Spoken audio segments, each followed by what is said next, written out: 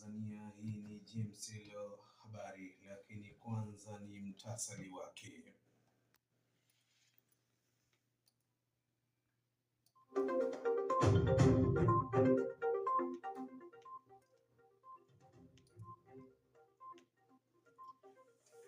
Rais Samia Suluhu Hassan amesema serikali imepokea ushauri uliotolewa na shirikisho la vyama vya wafanyakazi Tanzania TUCTA kuhusu kusimamia ajira za muda mfupi ili kuhakikisha zinazingatia viwango vya ajira zenye staha.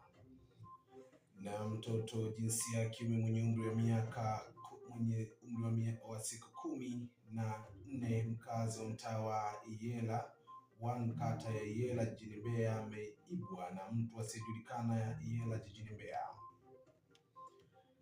Maafisa wa polisi jijini Nairobi kutoka idara ya makosa jinai wanaendelea na uchunguzi kubaini waliohusika na mauaji ya mbunge wa Kisipul Charles Ong'ondo Wea ambaye alipigwa risasi na kuuawa jijini Nairobi.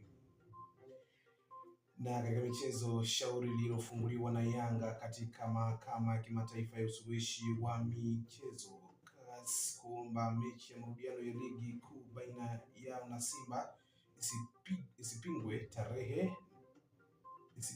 tarehe na pia ipewe pointi za mezani limegonga mwamba. Ujambo, karibu na kwa taarifa kamili ya habari mchana huu kutoka James FM Radio. Mimi ni Bweni Mwandandila. Karibu.